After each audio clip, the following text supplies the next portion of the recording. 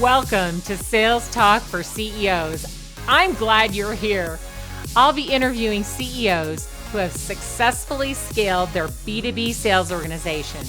In each episode, I'll start by uncovering the sales background of each CEO, dig into the strategies they use to build their sales organization, and wrap it up with what the future holds. We'll cover the good, the bad, and the ugly of scaling a sales organization. I'm your host, Alice Hyman.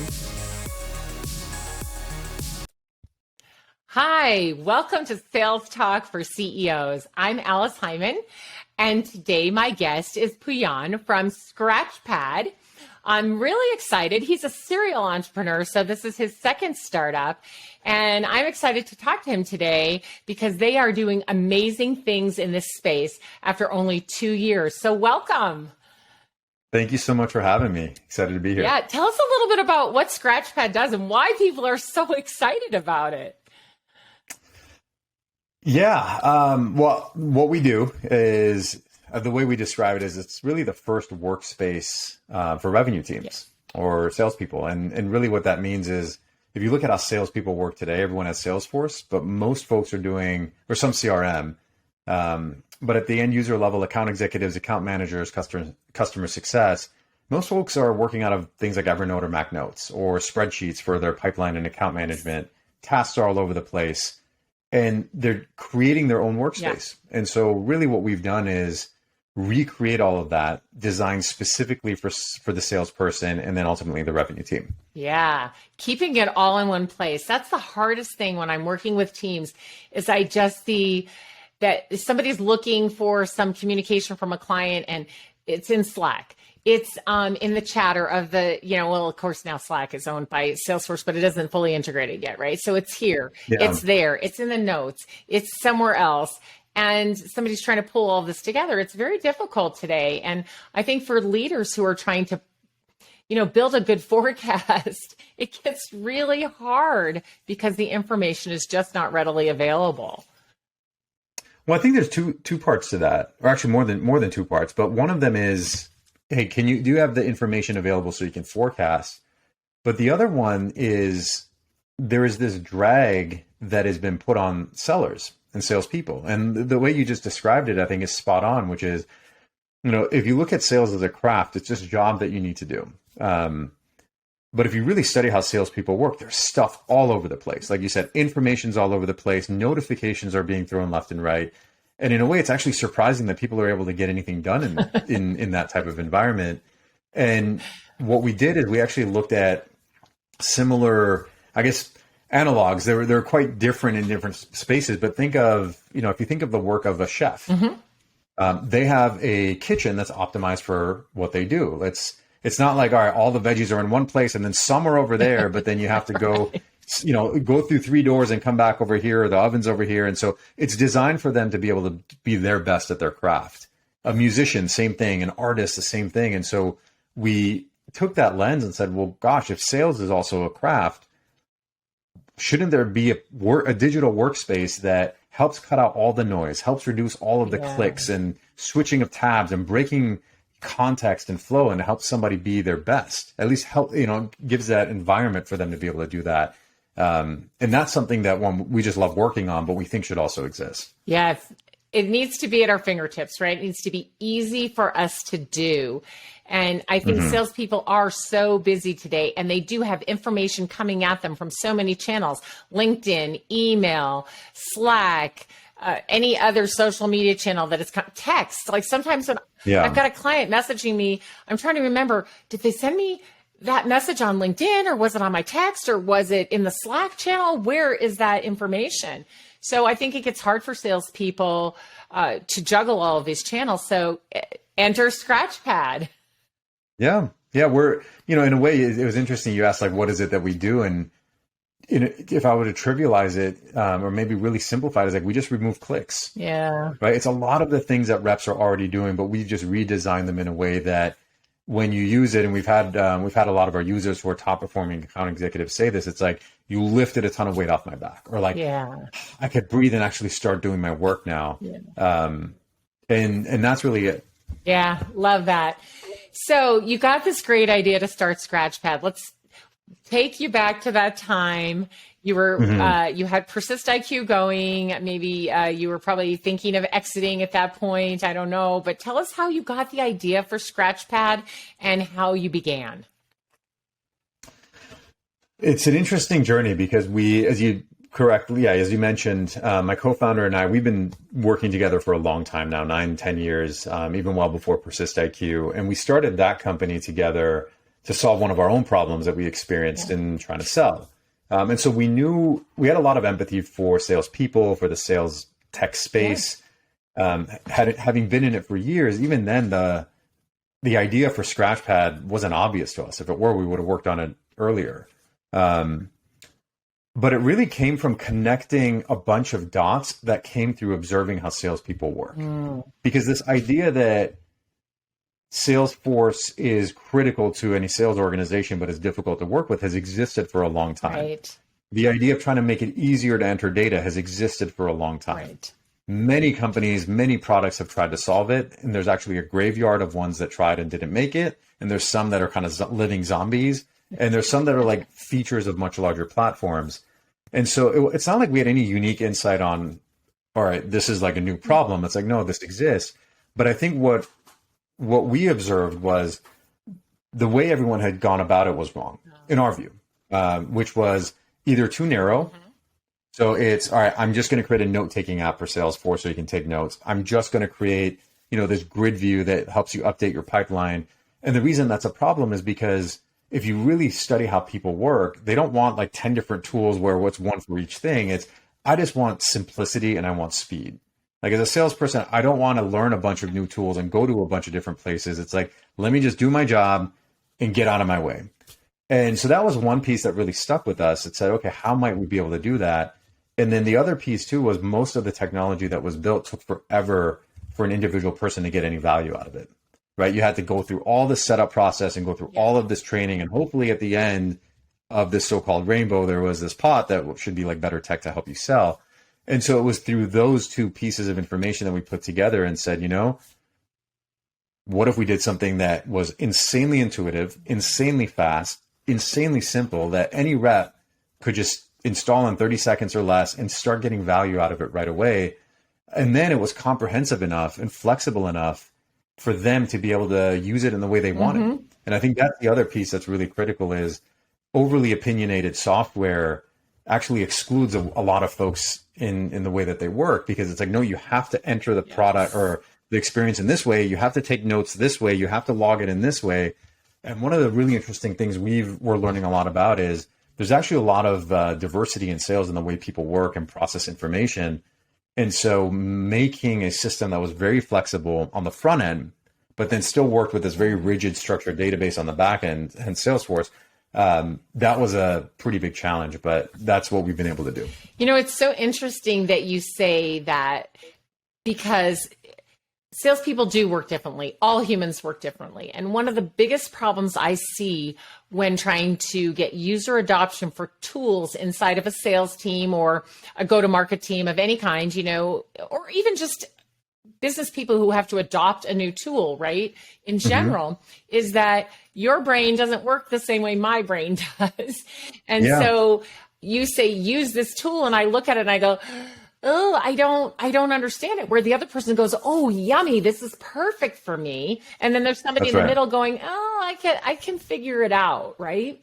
Because our brains work differently. And I don't know, some people know that I used to be a public school teacher and I worked with special education, and I was a reading specialist as well. And the same thing occurred to me as I'm working with all of these kids as, hey, school is trying to make them do it this one way, but they don't learn that way. And so they seem like they're stupid or, failing in some way when it's not that at all. They just need a different way and then they can do it. That's right. And so if we just take into consideration that all humans learn differently and all humans process differently and their output is different as well, but it all can be just as good, right? And then when we do tool adoption, we have to remember that. What's great about your tool, though, is that it's allowing each person to have whatever their way is and still be able to use the tool. Yeah, and I think we actually published a piece on this, an article not too long ago around neurodiversity in the sales space, and specifically to product design and how that it's a really critical component in our view. But there's this tension, this conflict that exists because you need to have structure, you need to have process for to grow the revenue team, right? It's not just about any one person, but as most leaders know, it's about an entire organization. Right. And that process is critical to be able to scale. But at the same time, what you just said is people work very differently. So in terms of, how do we best support our sales reps? How do we make sure that they have everything that they need to be at their best, which ultimately means that they're delivering the best experience for our prospects and our customers? And a lot of folks have kind of looked at it as how do we control it more and add more rigidity to it? Whereas the real answer is how do we actually support them to be their best? And sometimes that means being more flexible, but you still have to work with that constraint of that structure. And so it's actually a really hard design problem that most folks won't ever see holistically in our product because we see it. We work across all these incredible companies. But hopefully what they see is that, oh my gosh, this is just so intuitive. It works for me. Right. And it's that feeling of, like I said, it's like breath. I can actually get my job done now. Well, you've solved the problem with a tool that salespeople need everything at their fingertips, easy to use, but you've also solved the user adoption problem. That's right. Because now it's, hey, really easy. I plug it in and I look around and I go, and I can do it my way. I can start here or I can start here, but the output is the same. My sales leader gets the information that he or she needs to go ahead and produce a report or coach me on the things that I need coaching on. But on the other side of it, I'm doing it, which means high user adoption, everybody's happy, and we get the end result. So, and not just user adoption, but process adoption, process adherence. Yeah.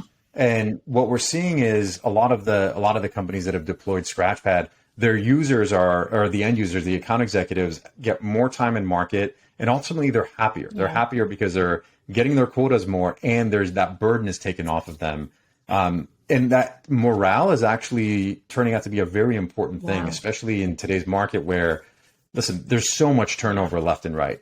But on the flip side of what we're hearing from rev ops and sales leaders are, we've never seen this high, not just of end user adoption, but of actual data getting into Salesforce, of people following our, MEdPick, Medic, Band, whatever, you name it, command of the message process, they're whatever process they've implemented. And when you actually step back and understand why now? Like, why has this problem gone for so long and people just put up with it? I think everyone just accepted it as a current state of the world that, well, sales is just hard, right? And you just have to block 4 hours off every week to go and update your pipe and enter the stuff in. And we just challenged that status quo and said, well, does it have to be? And the other piece too was, if you look at the tooling that was available to rev ops and sales enablement teams, really what they had at their disposal was, I've got Salesforce, I can modify page layouts, I have required fields, validation rules, and some logic that I can build. But at the end of the day, it's still just a static form connected to a relational database. It's not built for how end users work and how they think and work at the speed that they need to go. And so what we're seeing from them is a lot of wow, this is actually helping us move faster as a rev ops or as a revenue organization. So that's one of the areas that I think we're really excited about as well, is helping these organizations just move faster as a whole. I love it. Let's just make sales easier. I constantly talk to people about, you're making it harder than it has to be. Sales just isn't that difficult. And I love that you've developed this. So you got this great idea with your co-founder because you were, again, solving a problem that you observed, right? You're like, oh, these salespeople are trying to use Salesforce and these other tools, and it's messy because everything's all over the place. How do we bring it together, make it easy, and allow salespeople to just do it? So you get this great idea. And what did you do first? Did you just start selling it to people to see if they thought it was a good idea? We did. No, we did, because we've been around. We just tried to start different products and different companies for a long time, and so we knew how difficult it actually is to build something that people want, will use, and will pay for. Right. And the building part, and this may be controversial, but the building part can actually be easy. The hardest part is knowing what to build, why to build it, and how to bring it to market. Now, we're not building hard tech, right? There's no hardware here. There's no AI or core tech that we're building. That's why I'm saying the building part of it is easy. It's mostly a SaaS application. So what we actually did is we tried to sell it first, but in our sale, it's different. It's very different because we have what's called the bottom up or product led growth motion, which is individual reps can sign up and just start using it right away. Yeah. And so, but our sale was not actually an exchange of money. Our sale was, can we find a handful of account executives that will use Scratchpad as their default? Nice. Yeah. And the way, so the objective we set ourselves was simply that: can we get adoption and can we get retention? Because salespeople, for the most part, at least from my experience, aren't out there trying new tech and excited about learning new, going through training programs. Only forget some are, but for the most part, it's like, I've got a quota to hit. Right. Half my depends on it. Like, just get out of my way and let me do that. I don't have time for this. Right. And so we knew if we can actually get some folks to truly love it and not say they liked it, but we saw it in the data, then we knew we actually had something we could kind of go pursue. Yeah. So we actually spent the first quarter or two just on that. And we learned so much coming out of that, but that we were able to do that. I remember with one user, he said, the first 3 apps that I open when I come in the morning are email, calendar, and Scratchpad.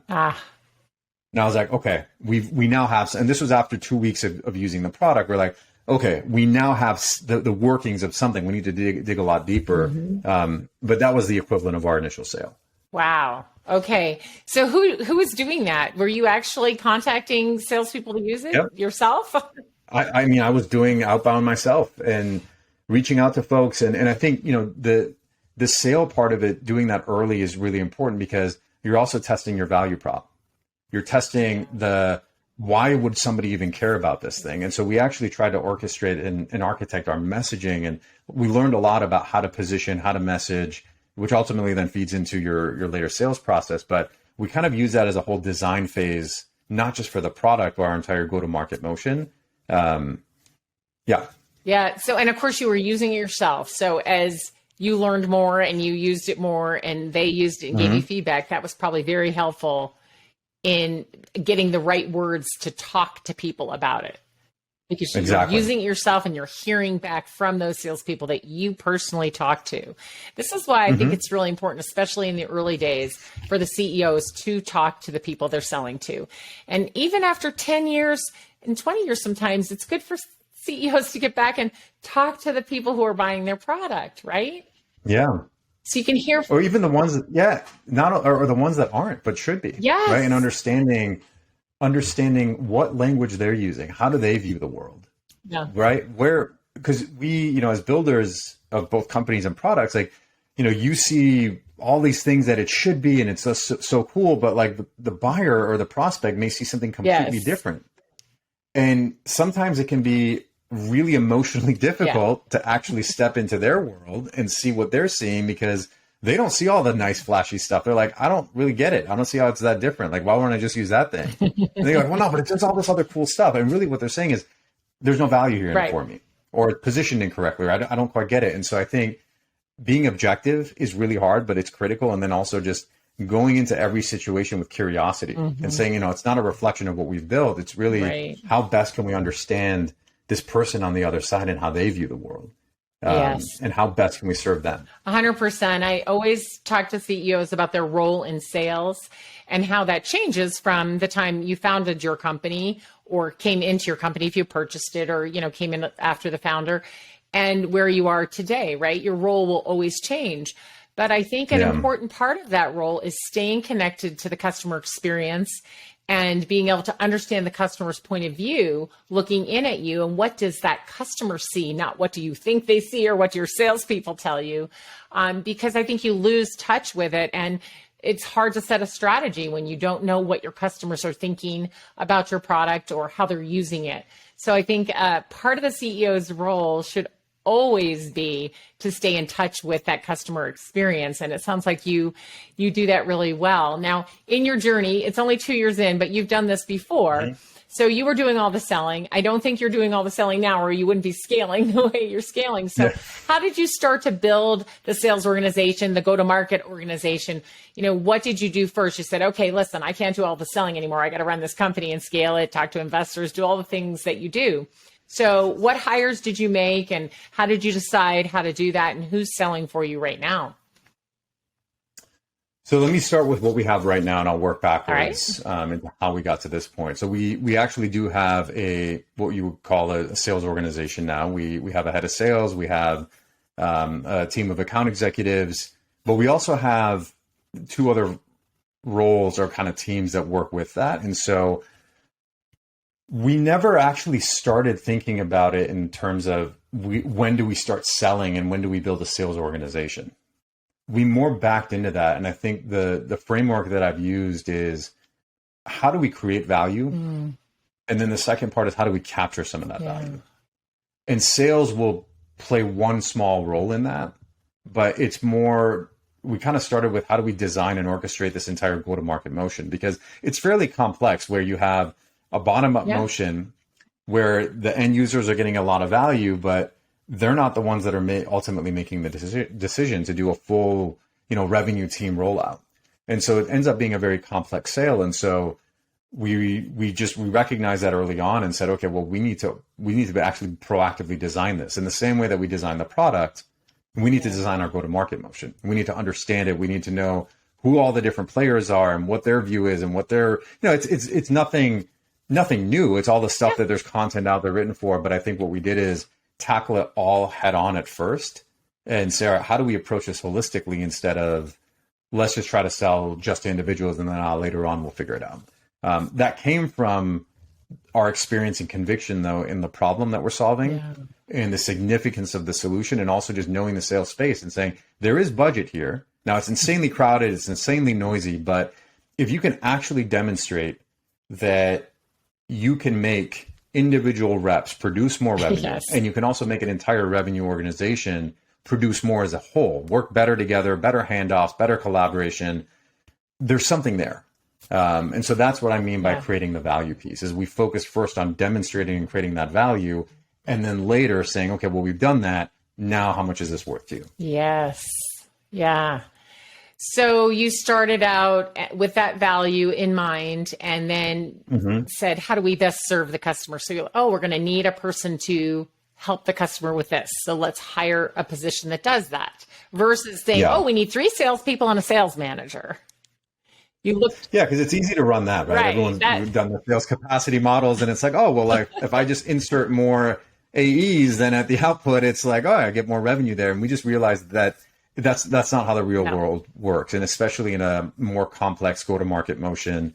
So we actually we did bring quote unquote like salespeople or account executives in, but a lot of the work that they did, it was really interesting. We learned that for our model, a lot of the traditional B2B SaaS sales experience doesn't translate that well. Tell me more about that. So, because what we do is we actually lead with giving first, right? That concept of creating the value and then capturing it, that's not how most sales organizations work.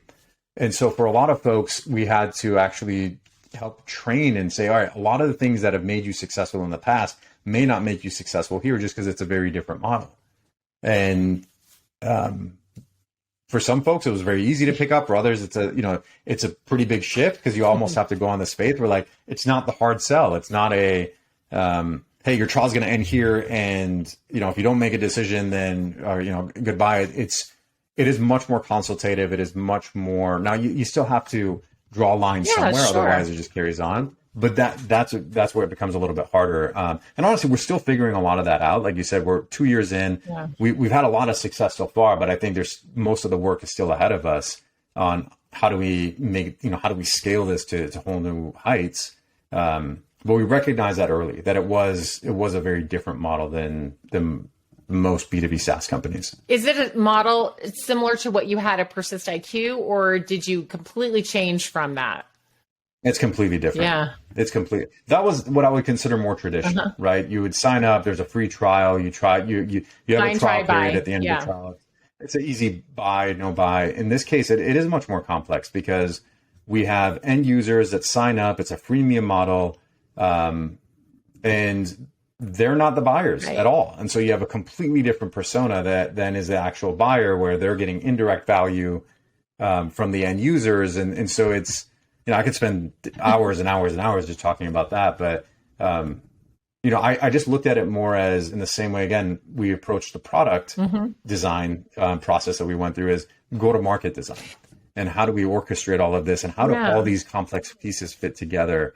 And it's been fun. I mean, we've actually taken that approach. We've learned a lot and have come to some unique insights that work for us that probably wouldn't work for other organizations. But I think that's what makes it special. Well, I think they actually might. So I think that people should start to consider some of these other ways, right? And it sounds like your company's very focused on customer engagement and you're interacting with them where they are. So if you've got 3, 4, or 5 users from one company who signed up on their own because one salesperson started and then they said, hey guys, you should do this, or gals, you should do this, let's go, you get this, it's free, and then now there's 6 of them using it, right? And they're all talking about how they use Scratchpad.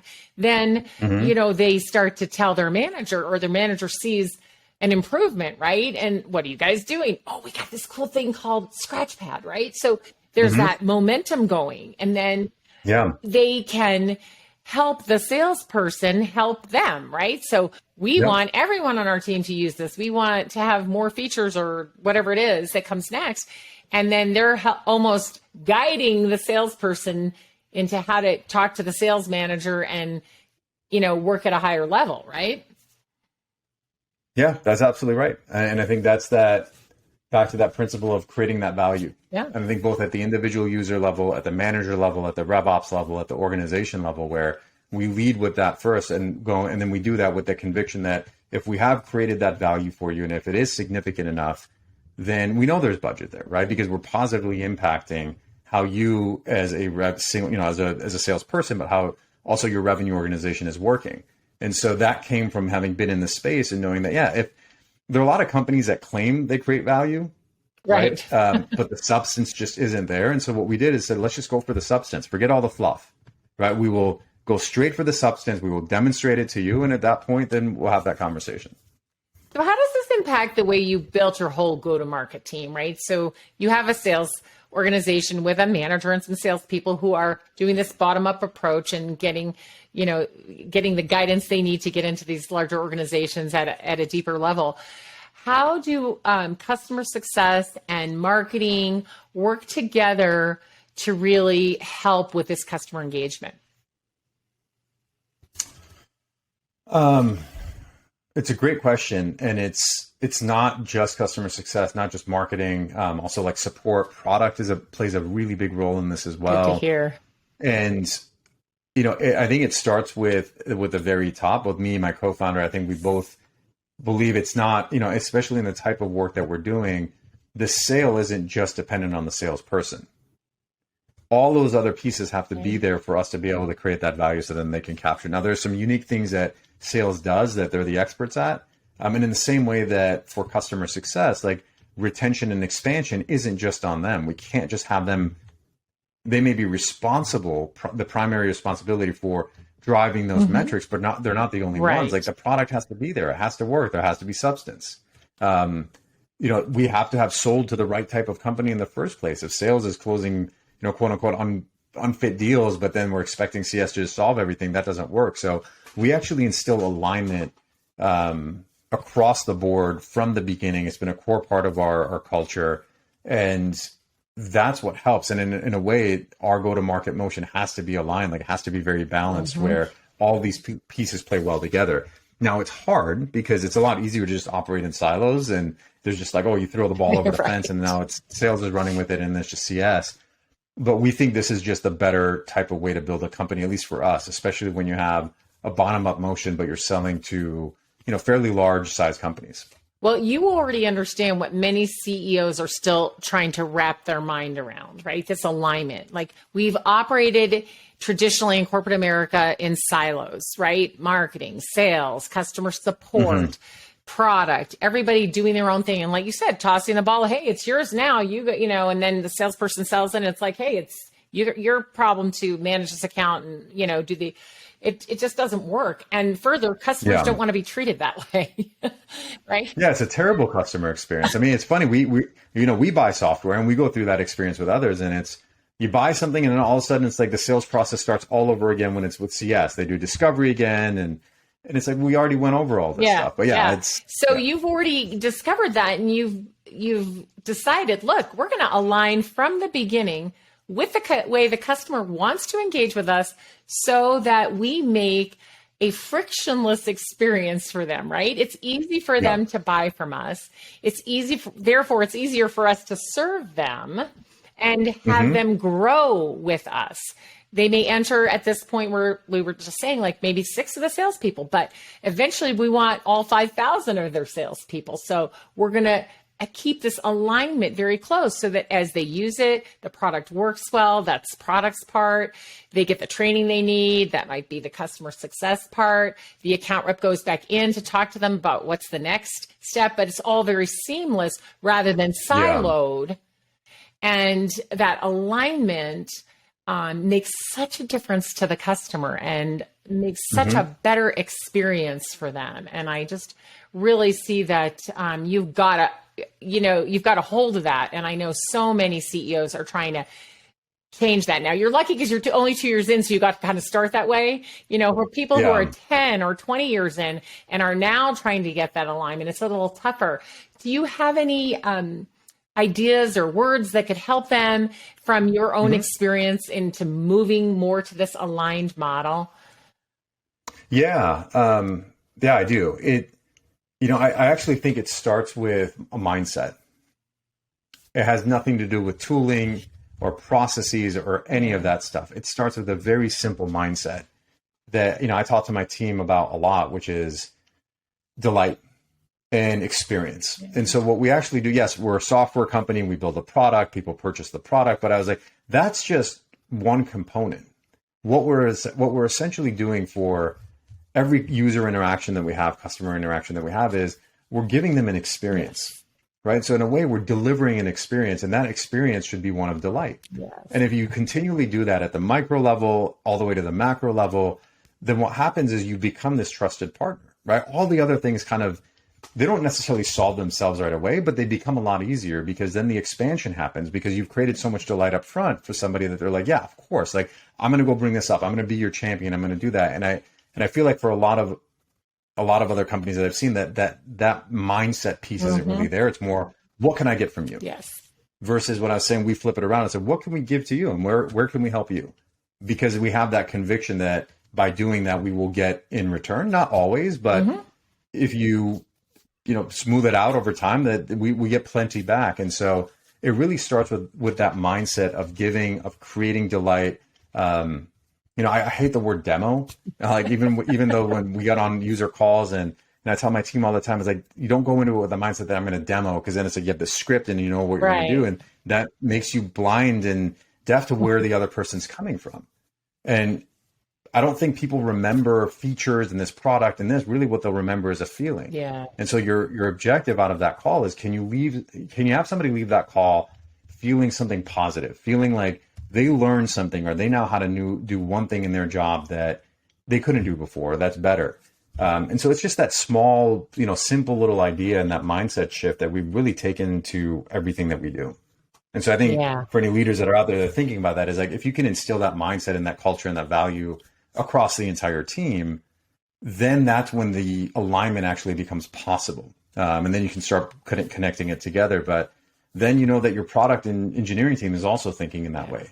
And that matters. And that's why I always say the CEO really is in charge of sales. Even when you have a CRO in place who is, running with that, and your whole go-to-market team is there, because it is about the mindset and the vision, right? For what you want for your company, which is what you want for your customers, so that your company will be successful. And it is a mindset switch. but it starts with the CEO and it has to trickle through the entire leadership team and all the way down. You know, we are here to delight our customers. We are here to give them a great experience. We are here to give to them. So that's how we end up making money when we give to them. Yeah. And it sounds like you've got that really dialed in. I often ask CEOs to ask themselves this question, but then to ask their teams, what have we done today to make it easier to be our customer and harder to be our competitor? And if you can answer that each day, right? We're removing friction, we're giving, we're delighting, we're making a beautiful customer experience, then sales are going to be easier. And we won't be burning out salespeople at this tremendous rate that we happen to be burning them out at right now. Yeah. I think that's spot on. Yeah. All right. So what's the future hold? You guys are growing so fast. You've got so much inbound coming in. In fact, let's pause on that for a second. You've got all this inbound coming in. Tell us how you did that. And then tell us what the future of your organization looks like in order to handle, all this interest and to continue delighting customers. Gosh, a lot to unpack there. Honestly, most of it has been word of mouth. And I think it comes back to that simple mindset of giving first, creating such a great experience that, if you're on LinkedIn and you go, like, we're getting people left and right just posting about the experience that they've had. And so that came from a bet that we made that said, this creating a differentiated experience will pay back in the long run. And we're already seeing that happen. And so, we just enjoy doing that. That's part of our culture. That's part of our nature and how we operate. But it's also good business for us because then a lot of salespeople know other salespeople, both within their own company. And so when one user starts using it, it very quickly spreads. And what's exciting is it's not just about the product. It's not like, oh, that's such an awesome product, you should use it. But it's more about what it unlocks for them. They're like, I don't have to spend that 4 hours updating my pipeline right before the forecast call. Or I'm actually, we had one user say that they generated $1 million more in pipeline because they actually had time to work and get more proactive. And so I think they're communicating it more in that way, which for us is really exciting. But that's really been it. And so, in terms of what the future holds for us, I think it's just going to be finding as many talented people that we can that are aligned with those values and that want to operate in that way and, delight customers in that way and sell that way. Because it's not, and we're learning this and we're interviewing a ton of folks, it's not the norm. And so I think that's one of the biggest challenges, but opportunities that we face as well. Yeah. Well, you're creating raving fans, right? Which is great. I forgot who wrote that book. That is a book. I think it might have been David Newman Scott. I'll have to look that up and see. But creating raving fans. And then they're just naturally posting about it, talking about it, telling others, hey, because when we find something that we love, we want to tell other people about it because we want them to have something really good also. And I think that's a piece that many companies miss. They're not creating raving fans and they're not taking advantage of those people who think they're fantastic and know and love them so well that they would tell others about it. They're not creating that opportunity. So it sounds like you guys have got that dialed in really well. And so as you grow here now, you've got to attract the people who want to do what you're doing, who believe what you believe and want to delight customers. So I know you are hiring, so I'll just put in a plug for that. Anybody want to go work for Scratchpad?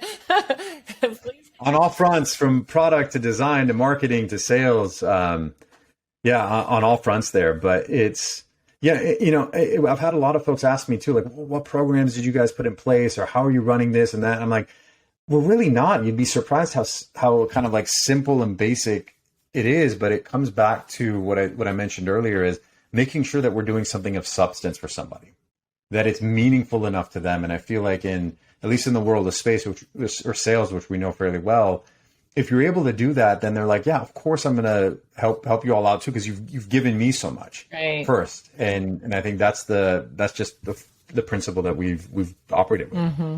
Yeah.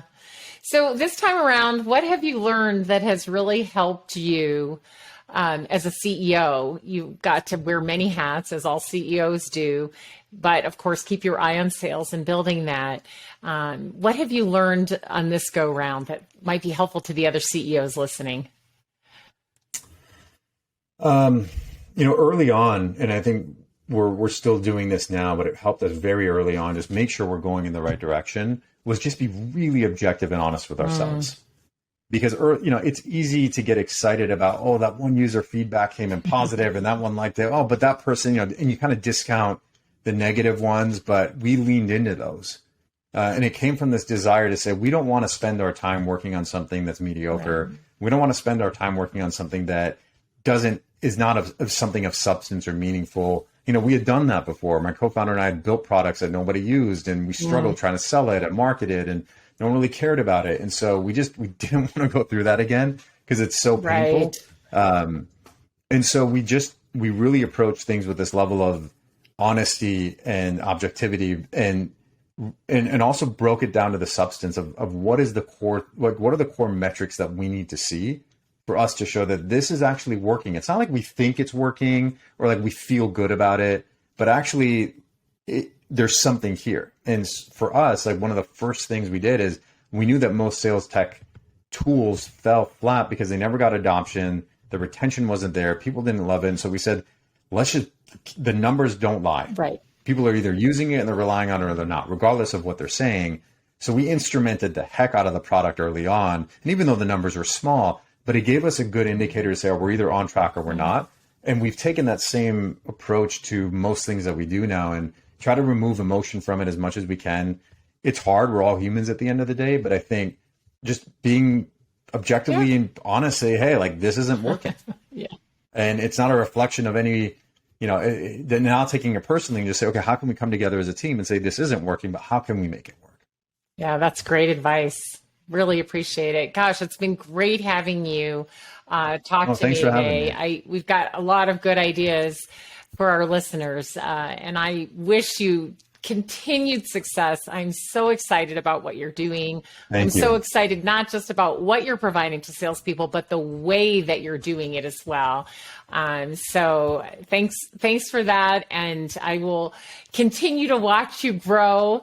And I'm excited for that growth. So thanks so much for joining me today. No, it was my pleasure. Thanks so much for having me. Thanks for tuning in to Sales Talk for CEOs. You can find me at alicehyman.com. Be sure and connect with me on LinkedIn and let me know that you heard the show.